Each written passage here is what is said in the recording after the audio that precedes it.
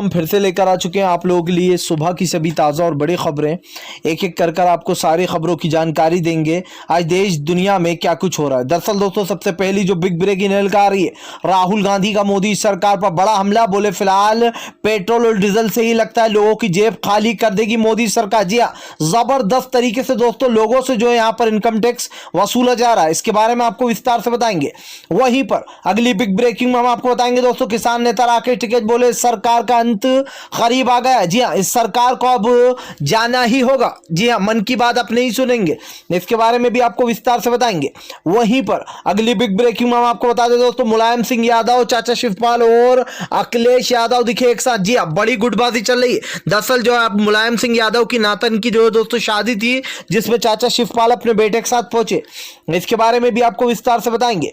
वहीं पर दोस्तों अगली बिग ब्रेकिंग में हम आपको बताएंगे। जी हाँ, दरअसल दोस्तों आपको बता दें राकेश टिकैत का बड़ा ऐलान। बोले अगर सरकार नहीं मानी तो किसान भी पीछे हटने वाला नहीं है। जी हाँ, यह आंदोलन अंत तक जाएगा, इसके बारे में भी आपको विस्तार से बताएंगे। वहीं पर अगली बिग ब्रेकिंग में हम आपको बताएंगे दोस्तों, आपको बता दें एक बार फिर से रणदीप सुरजेवाला ने खोला भारतीय जनता पार्टी के खिलाफ मोर्चा। बोले योगी आदित्यनाथ ने मात्र 20 लाख की जमीन को 2.5 करोड़ में खरीद लिया। जी हाँ दोस्तों, बड़ा घोटाला योगी आदित्यनाथ के राज में, इसके बारे में भी आपको विस्तार से बताएंगे। वहीं पर दोस्तों अगली बिग ब्रेकिंग में हम आपको बताएंगे। जी हाँ, दरअसल दोस्तों आप लोग बता दें अब आपको बता दो तो हेमंत विश्वकर्मा का विवादित बयान। बोले जो 2 बच्चों से जिनके ज्यादा बच्चे होंगे उनको सरकारी योजनाओं का लाभ नहीं मिलेगा। सोचिए दोस्तों, ये यहां पर आपको बताया दोस्तों, हेमंत विश्वकर्मा जो कि अभी जो है यहाँ पर वो बने दोस्तों सीएम, उन्होंने आते से ही जो यहाँ पर केंद्र से भी आगे छलांग मार दी, इसके बारे में भी आपको विस्तार से बताएंगे।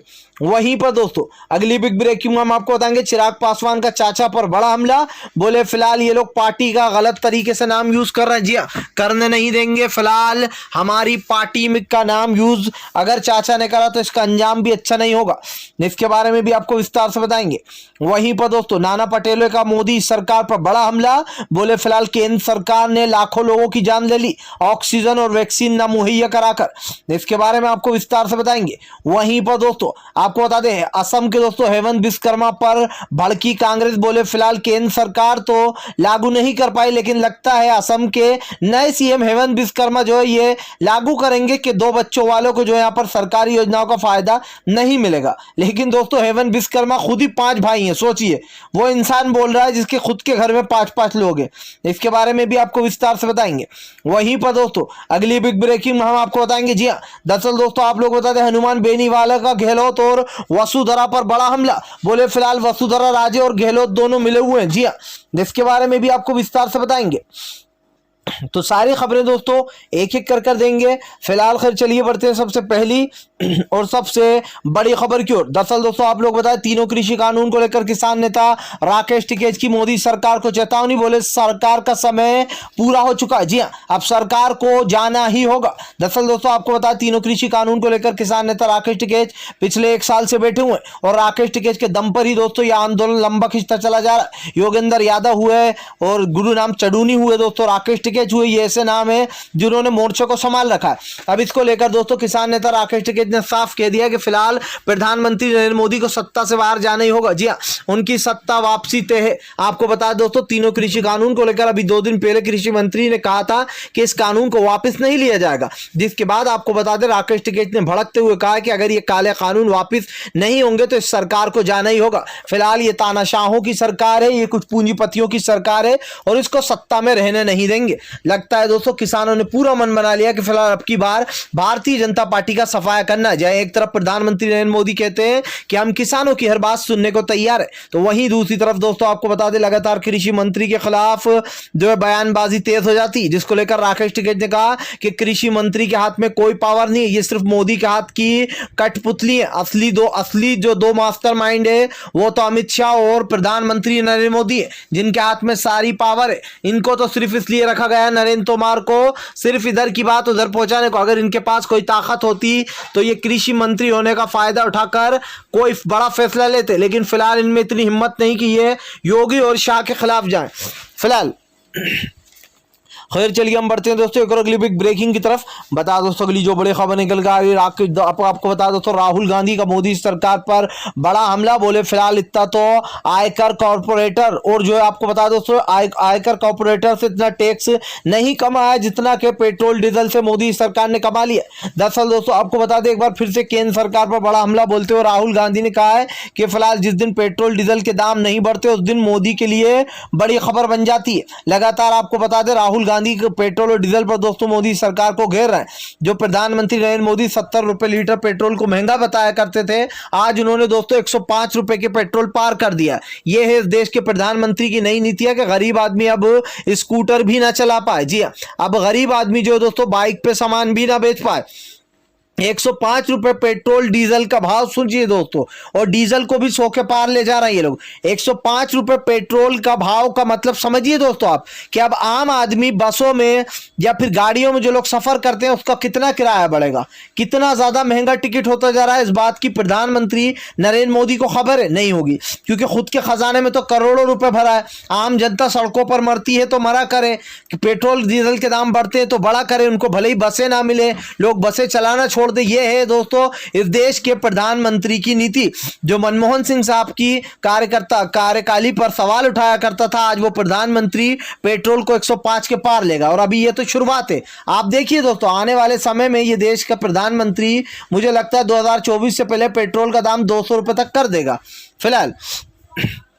खैर चलिए हम बढ़ते हैं दोस्तों एक और अगली बिग ब्रेकिंग की तरफ। बता दोस्तों अगली जो बड़ी खबर निकल कर आ रही है आपको बता, रणदीप सुरजेवाला का योगी सरकार पर बड़ा हमला। बोले फिलहाल योगी आदित्यनाथ के राज में घोटाला, जी हाँ बड़ा घोटाला चल रहा है, बड़े पैमाने पर घोटाला चल रहा है। कांग्रेस ने दोस्तों एक और बड़ा आरोप लगाते हुए घेर लिया योगी आदित्यनाथ को। योगी आदित्यनाथ के राज में दोस्तों उनके सामने ये जमीन खरीदी गई है। रणदीप सुरजेवाला का कहना है कि फिलहाल 890 वर्ग मीटर की जो जमीन है दोस्तों वो 20 लाख रुपए में खरीदी थी, लेकिन 20 लाख रुपए में खरीदने के बाद उसी जमीन को मंदिर के लिए 2.5 करोड़ रुपए में खरीदा गया। अब आप सोचिए दोस्तों एक और घोटाला, यानी कि दोस्तों मंदिर के लिए जमीनें खरीदी जा रही हैं, मंदिर के लिए जो जमीनें खरीदी जा रही हैं उसमें बड़े पैमाने पर दोस्तों घोटाले हो रहे हैं। और क्यों हो रहा है ये घोटाले, आप समझिए, ये घोटाले खुद भारतीय जनता पार्टी कर रही है। इसमें साफ बताया जा रहा है कांग्रेस की तरफ से, जो रणदीप सुरजेवाला उनका कहना है कि फिलहाल योगी आदित्यनाथ के राज में ये सब कुछ हो रहा है उनकी आंखों के सामने। फिर भी योगी आदित्यनाथ दोस्तों ग्रीन चिट दे रहा है कि फिलहाल ऐसा कुछ नहीं है, ये तो विपक्ष भड़का रहा है। सोचिए दोस्तों विपक्ष सच्चाई बता दे तो भड़का रहा है, और आप जो बड़े बड़े घपलेबाजी कर रहा हो उससे आपको कोई फर्क नहीं पड़ता है फिलहाल। खैर चलिए हम बढ़ते हैं दोस्तों एक और अगली बिग ब्रेकिंग की तरफ। बता दोस्तों अगली जो बड़ी खबर निकल कर आ रही, शिवसेना का दोस्तों मोदी सरकार पर बड़ा हमला। मुसलमानों को जिस तरीके से दोस्तों भारतीय जनता पार्टी बदनाम करती है, कभी खालिस्तानी बताती है तो कभी दोस्तों पाकिस्तान से जुड़ा हुआ बता देती है। अब इसको लेकर दोस्तों आपको बता दें संजय रावत ने एक पोस्टर छपवाया। उस पोस्टर की जो बातें हैं दोस्तों वो वाकई में काबिल तारीफ है। ये पोस्टर आप पढ़ सकते हैं जो नीचे लगा है दोस्तों। यहाँ पर संजय सिंह ने लिखा है कि पति मरे तो मरे, जी हाँ पति मरे तो मरे, हम ये सहन कर लेंगे, लेकिन सोतन विधवा होनी चाहिए। जी हाँ, इसी तरीके से मुसलमान जो है, मुसलमान परेशानी में रहे लेकिन हम कितनी परेशानियां झेल लेंगे, लेकिन मुसलमान के ऊपर अत्याचार होते रहना चाहिए। संजय सिंह ने कहा कि आज अंधभक्त जो है वो मोदी का इस तरीके से साथ दे रहा है आंखें मीच कर। और दोस्तों ये बात बिल्कुल सच है कि प्रधानमंत्री नरेंद्र मोदी मुसलमानों को जब परेशान करते हैं तो कुछ अंधभक्त उन्हें बहुत मजा आता है। बहुत सारे ऐसे लोग हैं जो कहते हैं हम 200 रुपए भी पेट्रोल खरीद लेंगे, लेकिन मुसलमानों की नकेल जो है मोदी जी कसकर रखे, इसी तरीके से उन्हें परेशान करें। कई अंधभक्तों के ऐसे दोस्तों जवाब आते, जिसको लेकर संजय रावत ने तानाकशी करते हुए लिखा कि फिलहाल अपना पति मरे तो मरे, लेकिन सोतन विधवा होना चाहिए। इसी तरीके से मुसलमान परेशानी में रहे, मुसलमान जो है यहाँ पर इसी तरीके से मरता रहे, लेकिन हम परेशानी झेल लेंगे। यह है अंधभक्तों की कहानी। और दोस्तों संजय सिंह का यह पोस्टर काफी कुछ बयां कर रहा है। सोचिए दोस्तों प्रधानमंत्री नरेंद्र मोदी ने कोई उन पर कार्रवाई नहीं हुई जिन लोगों ने उनको मारा। जी हाँ, जेल में ले जाया जाता उनको, कुछ दिन बाद उनको छोड़ दिया जाता है। आज मॉब लिंचिंग की घटनाएं बढ़ती जा रही हैं। आज मुसलमानों को दोस्तों गौ हत्या के नाम पर गलत केस लगाकर यूपी में डाला जा रहा है। यूपी की योगी सरकार को खुद इलाहाबाद हाईकोर्ट ने फटकार लगाई कि आप अवैध ढंग से गलत तरीके से जो यूएपीए जैसे कानून का दुरुपयोग कर इनको 8-8 महीने जेल में रखते हो ताकि इनके ऊपर कोई भी सुनवाई ना हो सके, इसलिए यूएपीए लगाया जाता है। सवाल यह है दोस्तों कि यह कानून जो है यहाँ पर लोगों की सेफ्टी के लिए बनाया गया था, आतंकवादियों के लिए बनाया गया था, था, लेकिन आज पूरी भारतीय जनता पार्टी इसका दुरुपयोग कर रही है। सिर्फ दोस्तों यूपी में ये नहीं हो रहा, आप खुद देखिए गृह मंत्री अमित शाह ने दिल्ली हिंसा में न जाने बेचारे कितने स्टूडेंट को उठा लिया। एक एक साल से वो लोग दोस्तों जेल में पड़े हुए थे, अभी उनकी रिहाई हुई है 3 लोगों की। सवाल ये उठता है कि क्या अभी भी प्रधानमंत्री नरेंद्र मोदी को शर्म नहीं आती है? क्या अभी भी इनके अंदर की शर्म मर चुकी है गृह मंत्री और अमित शाह और नरेंद्र मोदी की? जिस तरीके से दोस्तों ये लोग झूठे आरोप लगाते हैं और फिर हाई कोर्ट इनको फटकार लगाता है, इससे आप अनुमान लगा लीजिए कि बीजेपी एक झूठ का साया है, एक झूठ पर पलने वाली सरकार है फिलहाल। खैर चलिए हम बढ़ते दोस्तों एक और अगली बिग ब्रेकिंग की तरफ। बता दोस्तों अगली जो बड़ी खबर निकल कर आ रही है आपको बता दोस्तों, दरअसल अब मोदी सरकार ने एक बार फिर से दोस्तों योगी ने दिखाया मोदी को ठेंगा। जी हाँ, AK अरविंद कुमार दोस्तों शर्मा को दे दिया एक छोटा सा पद। सोचिए दोस्तों, मोदी ने भेजा था अपने खास AK शर्मा को ताकि CM योगी उनको एक बड़ा पद दे सके। AK शर्मा को दोस्तों आप जानते होंगे, ये PM मोदी के सबसे खास है। जी हाँ, आपको बता दें इनका नाम है अरविंद कुमार शर्मा। भाई इनको PM मोदी ने भेजा यूपी में। अब मोदी जी ने इसलिए भेजा था दोस्तों यूपी में ताकि ये योगी के ऊपर नजर रख पाएं और वहां की सारी चेल चेहाट जो है और जो सारी खबरें हैं वो मोदी तक जा पहुंचे। लेकिन दोस्तों मोदी ने एक बार फिर से योगी ने एक बार फिर से साबित कर दिया कि और दूसरे CMO की तरह वो मोदी के सामने मुंडी नहीं झुकाएंगे। जी हाँ, वो अपनी मुंडी ऊंची रखेंगे और ठेंगा दिखाएंगे। देखिए दोस्तों आपको बता दें पहले से ही जो है यहाँ पर दोस्तों अब जो यहाँ पर AK शर्मा इनको उपाध्यक्ष का पद दे दिया गया है, जबकि दोस्तों यूपी में 16 उपाध्यक्ष पहले से ही हैं। यानी कि ये जो आप छोटे छोटे फोटो देख पा रहे हैं, इन फोटो में जो लोग आपको दिखाई दे रहे हैं इतने ही बड़े जो यहाँ पर AK शर्मा को भी उपाध्यक्ष बना दिया गया है। लोगों ने तानाकशी करते हुए लिखा है दीपक सिंह ने दोस्तों कि फिलहाल चलिए AK शर्मा को भी एक छोटा सा पद दे दिया गया। यानी कि योगी ने मोदी को भी ठेंगा दिखा दिया और बता दिया कि हम डरने वाले नहीं है और मोदी जी की भी नहीं सुनेंगे। जी हाँ दोस्तों, योगी का हमेशा से यही कहा जाता है कि फिलहाल योगी सरकार अपने आगे किसी को कुछ नहीं मानती, चाहे वो मोदी हो या फिर गृह मंत्री अमित शाह। अब आप जिस तरीके से दोस्तों AK शर्मा को एक छोटा सा उपाध्यक्ष का पद दिया गया है दोस्तों, जो उपाध्यक्ष AK शर्मा से मिल भी नहीं पाते थे उनमें AK शर्मा को ले जाकर पटक दिया गया है। ये हालात है दोस्तों कि मोदी की 1 मिनट भी नहीं सुन रहा है CM योगी। जी हाँ, जिन अंधभक्तों को लगता होगा कि मोदी और योगी तो साथ है, आप खुद ही देख लीजिए दोस्तों, आप उपाध्यक्ष का पद कितना छोटा होता है यह आपको खुद ही पता चल जाएगा फिलहाल। खैर चलिए हम बढ़ते हैं दोस्तों एक और अगली बिग ब्रेकिंग की तरफ।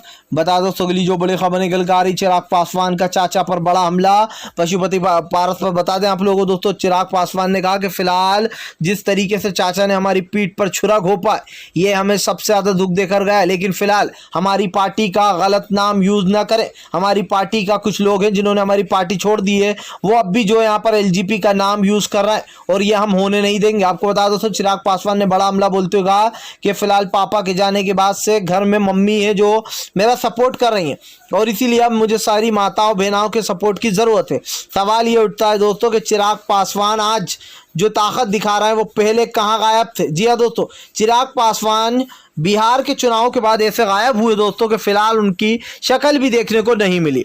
उनके पीठ के पीछे दोस्तों ये सारा कांड चलता रहा, सारी जो यहाँ पर रणनीतियां बनाते रहे लोग, लेकिन चिराग पासवान को पता तक नहीं चला।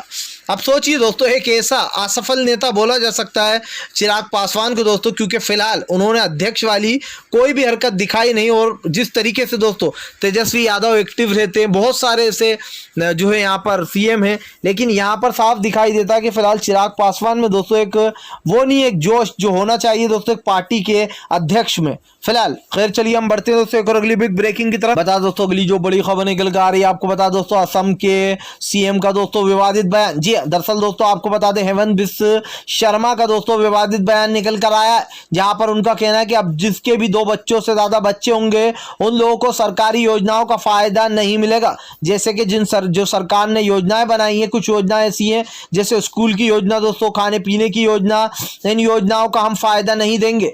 भले ही केंद्र सरकार ये नियम लागू न कर पाई हो 2 बच्चों वाला, लेकिन अब हम इस नियम को लागू करेंगे। आपको बता दोस्तों हेमंत बिस्व शर्मा का कहना है कि फिलहाल फिलहाल 2 बच्चों वाला कानून लाकर वो जो यहाँ पर देश को सुधारेंगे। लेकिन सोचिए दोस्तों, ये वही हेमंत विश्वकर्मा है जिसके घर में खुद के 5 भाई हैं। जी हाँ, ये खुद लोग दोस्तों 5 बहन भाई हैं, यानी कि 5 भाई हैं। अब आप खुद सोचिए, एक ऐसा इंसान दूसरों को ज्ञान बांट रहा है, एक ऐसा इंसान जो दोस्तों नई नई योजनाएं बना रहा है, जिसके खुद के घर में 5 लोग हैं। और अगर इनसे कहा जाए तो इनका बयान निकल करके आता है कि ये तो हमारे माँ बाप ने किया था पहले, अब हम सुधार करेंगे। सोचिए दोस्तों, आज जिस तरीके से इनके घर में 5 बहन भाई हैं, इनको क्या करना है, लोग 2 बच्चे पैदा करें या 10 बच्चे पैदा करें दोस्तों।